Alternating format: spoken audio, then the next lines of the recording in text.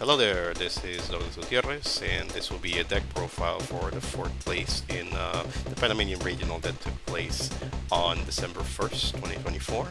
I topped with Memento. There were 6 rounds, and I only ended up losing the first one, and then ended up clearing the rest of the rounds. So I went ahead and ended up with 15 points, so I went X1 in the entire tournament. I decided to play Memento. It's a very fun deck. It has very good interactions. It loses to a lot of stuff in the meta, especially back then. But I feel like it was a good choice, and I decided to play it pure. I feel like it's a good idea to do so. I know there's other versions such as Fiendsmith and use the Nightmare Griffin to try to set up a lock, but I still felt like pure Memento was the way to go. It was a lot more simple and a lot more effective. So let's just get into the profile. So here's the usual starters, just 3 Anguish, 3 Dark Blade, and 3 Tatsunashigo.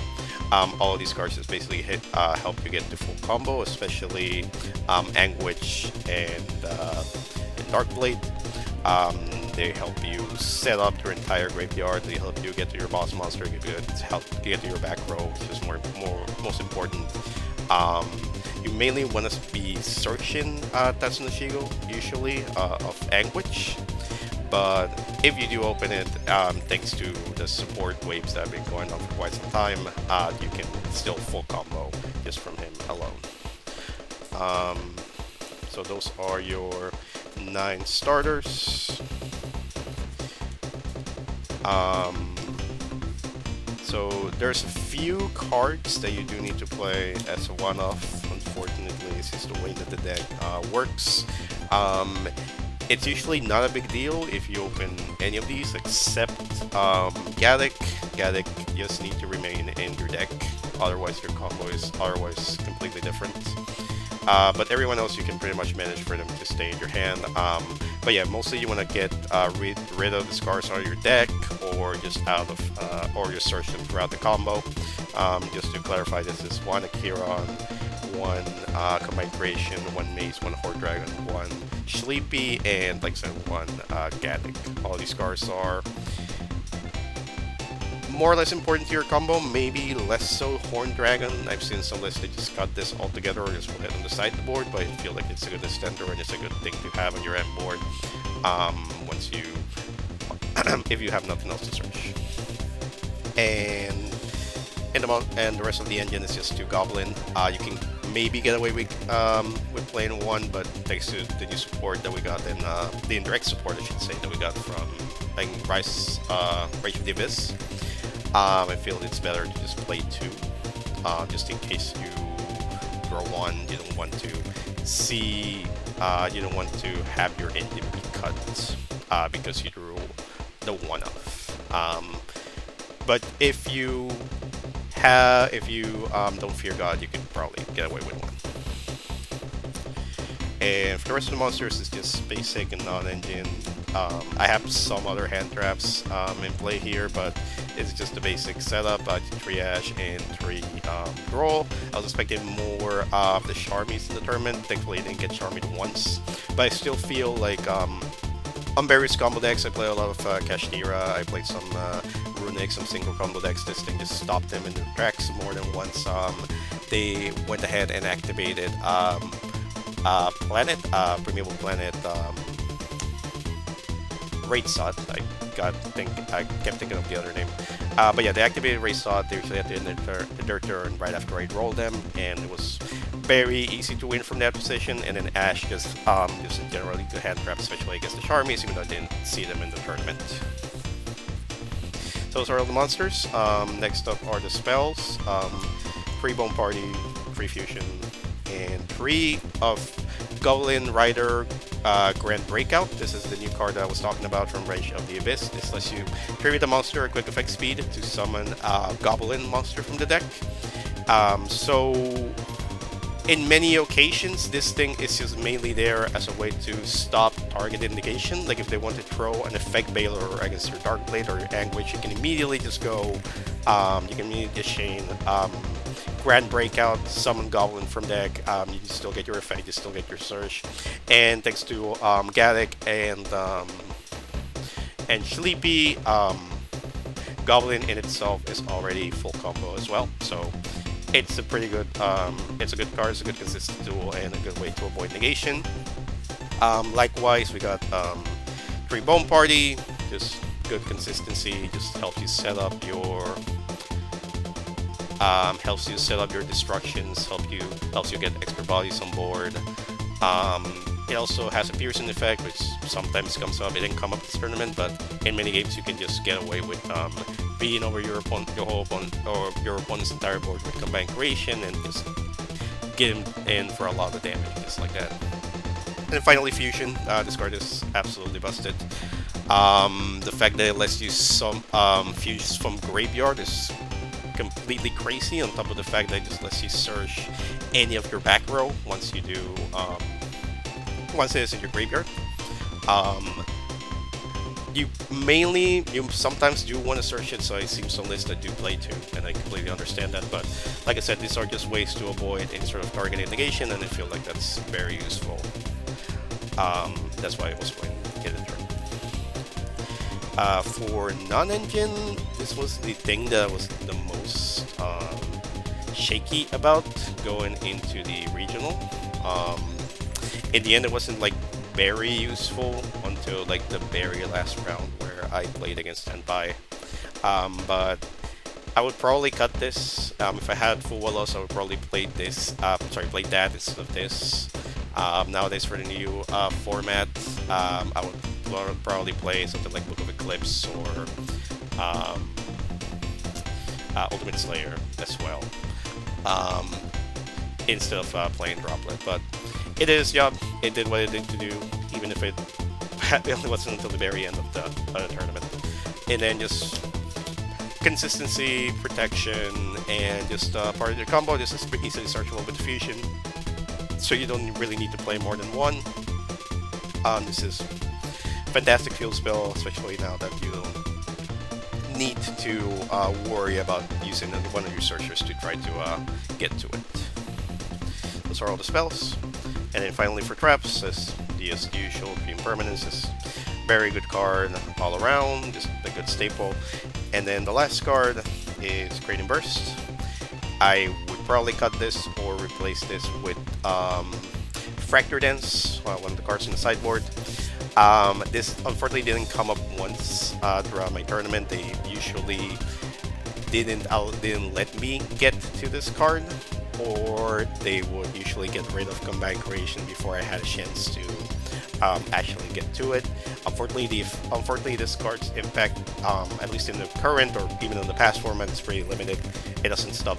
It doesn't stop Engraver. It doesn't stop.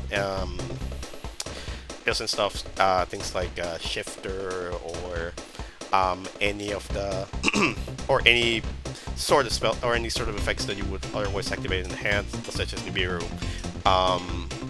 So I would probably just cut this altogether or just replace it with the other trap. It might be better in this format now that there's Rise Seal and all of those cards activate on board.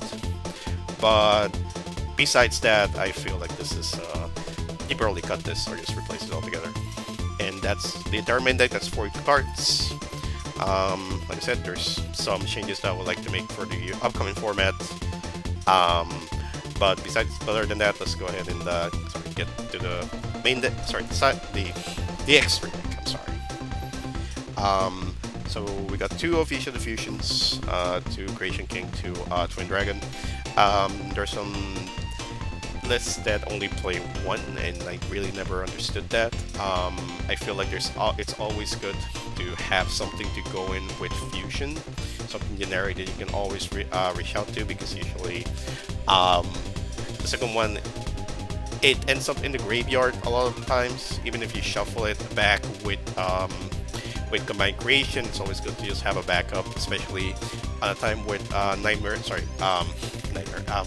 Cash Terra Unicorn trying to rip stuff out of your extra deck. This is a good thing to have at 2. And, you know, Creation King's part you're on board. It's a combo piece. It's just all around a very good card. Next is some oh, sorry, there's just one more fusion, by the way. Yeah, Nightmare Guardian Chimera is just part of your This is your main play on your opponent's turn. So with Memento Infusion, you don't have to fuse a Memento monster. You can just fuse any monster that you want, as long as you use the Memento monster as material. So you, most of the time, at the end of your opponent's main phase, if they have nothing, if there's nothing else you want to end up in, with Guardian Chimera, you blow out the rest of your board, you get some advantage. It's just all around a good card, a good part of the M board. Next we have some Link monsters, Relinquish Anima. I have some level 1s that are laying around. The couple, the women. Dark, this helps you set up your access code OTK, and it has some other applications I'll talk about in a second.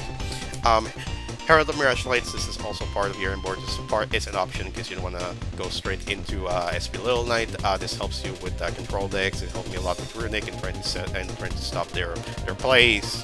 Sometimes while you search your maze, you would rather just use it as a discard for this, rather than a snatch, steal, or a change card in your hand.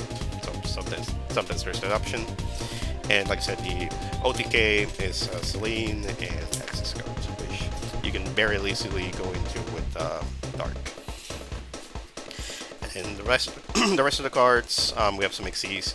This is a tech that I stole from the player that got third place, I think, on YCS Bologna. Also with Memento, he said that this is a way to try to play around Shifter.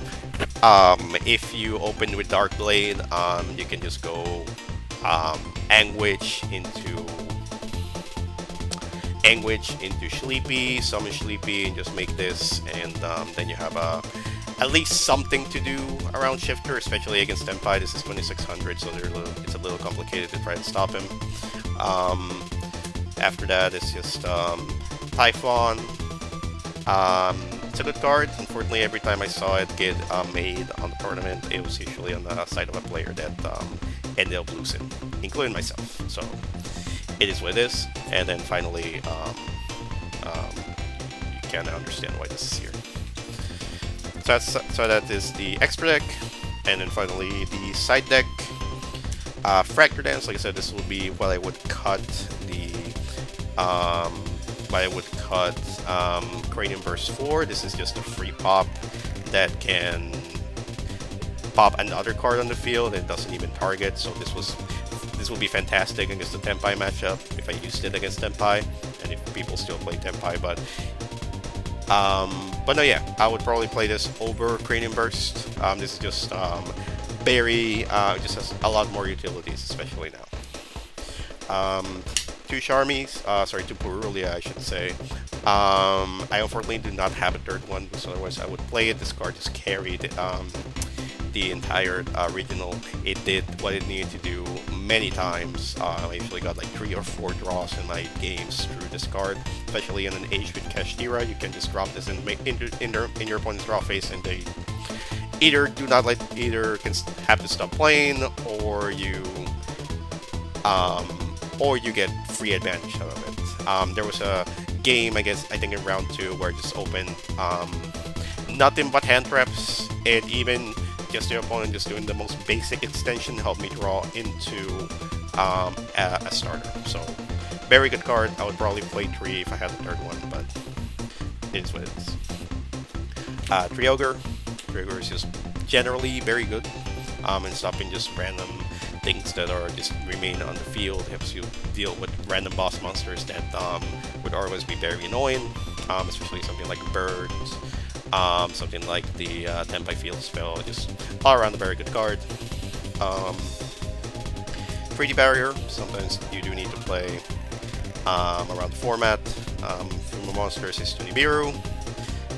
There's unusually an errant amount of combo decks that just lose to this one.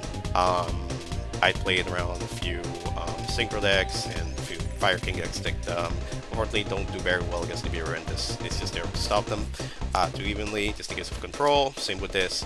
And this card that I got I borrowed from one of my friends, and I stole. But I didn't steal. I stole the tech from, again, the guy that topped on YCS Bologna. Now, this is supposed to be Battle Fader.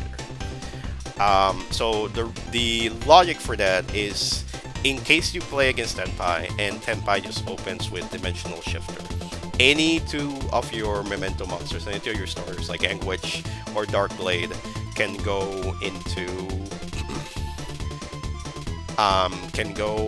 searching any other extenders such as Tatsuno Shigo or again Shalipi, and then both of those would go into Dark. So what we do is you would go Dark, revive the opponent's shifter, and now they have an 1850 body and a 2200 defense monster that they have to get rid of, otherwise they can't kill you. And if they open something like Raigeki or Lightning Storm, you can use Dark's effect to use Search Battle Fader, and that basically gives you a turn to try and kill them. It's a cool tech. It didn't come up, like I said, I only fought one Tenpai until at the very end of the tournament, and it didn't come up there.